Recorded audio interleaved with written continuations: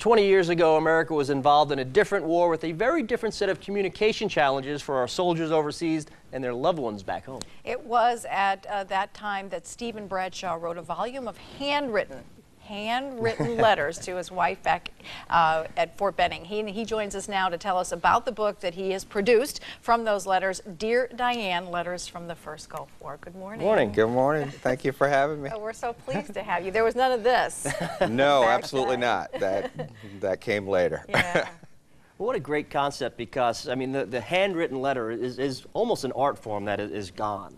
I agree 100%. It is a lost art form. Now, she saved all the letters? She did. I had no idea she'd saved them. I did the deployment, came home, and actually got out of the Army a couple of years later, and we started our lives in Atlanta.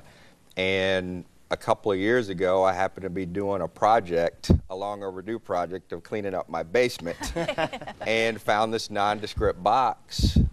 And I opened it to discover the letters that I'd written all those years ago, and I had no idea she'd saved all of those. Wow. Well, So how did you come to the decision that you wanted to share these? Because there's personal information in here. I mean, there's a range of emotions. Yes, there is a range of emotions. We talked about it quite a bit, you know, because it is personal. But at the end of the day, we realized a couple of things. Number one, the personal is what makes the story resonate. Without the personal, you're not left with very much. And number two, for whatever discomfort there might be with us putting this out there, so many families are going through the same thing right now. Yeah. I mean, we've got wars going on today in Iraq and Afghanistan, and while the communications have evolved, certainly, still the array of emotions that you go through when you're separated from a loved one, all those are constant. So I thought if I could put it out there, if somebody could read it and feel a connection or feel a resonance, then it's totally worth it. Way back then, way back then, do you remember how long it took for the letters to get back and forth? That's an interesting question. It varied. The mail delivery system was a little uneven. I think in transit it was a little over a week. Wow. For a letter to get from where I was in the desert to where Diane was in Fort Benning. Big changes. That's right. You know, a lot of our letters would cross in transit, so things I'd written to her I'd get a letter where she hadn't gotten my letter, and it was a little out of sync. But and people probably don't appreciate that 1990 is an entirely different time as far as communication goes. I mean, very much so. I have the good fortune to speak to some of our soldiers overseas from time to time by satellite here, and ask them when's the last time they spoke to a loved one home, and they say, oh, about 10 minutes ago. Yeah. Right, because exactly. they have satellite phones, they have internet, they have Skype, they have all kinds of things. You didn't have any of that. No, sir, I had none of that. So the letters was the way we communicated.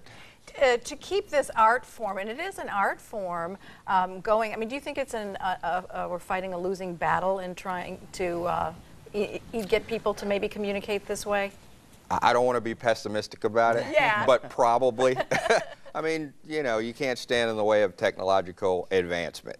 So the way we communicate now is much crisper, much cleaner, and the ability to respond is much quicker. So, you know, while I might lament the art form of letter writing, and hopefully it won't go out of style completely, but I accept the advances in technology. But don't you, I remember when we used to keep letters and you'd stack them up and you'd tie a ribbon around them and put them in a very special place so that you could go back and look at them again and again. That's exactly right. And, you know, we still have all of the original letters in there in a nice, safe, wonderful place. So we'll have those forever. It's so different because you craft a letter. You sit down, you think about what you want to say, and then you say it. It's not like you just type in some abbreviated form on, on a screen. You actually put some emotion and some thought into it. I agree 100%.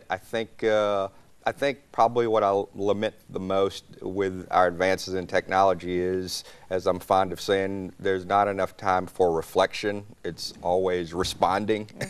And there is an art form to crafting a letter and getting a cogent thought across that makes sense. And you've included the actual letters in the book. The letters are actually in the book, the actual letters. Congratulations to you for putting it all together and getting it into a form where people can take advantage of reading this. But you're going to be making a little lecture about this book too, so people can share that. Yes. Next Thursday, January 13th, I'll be at Celia Dunn's International Realty office doing a lecture there. and a signing. And then next Saturday, the 15th, I'll be doing a signing at the Book Lady Bookstore. Book Lady Bookstore, that's on Saturday. And for you, this is a bit of a homecoming because you spent a good part of your life here in Savannah. I grew up here in Savannah. I went to 8th grade, high school, and college here. Wow. And I was commissioned out of the ROTC program at what was Armstrong State College back then. Armstrong State College now. Congratulations on the book. Lots of luck with it. My pleasure. Thank you. And what a pleasure to meet you. I hope you will keep writing, not just letters. texting. I will endeavor to do so. I promise you that. Try to keep that art form alive. Thanks Thank so much, you so Stephen. much. Appreciate it.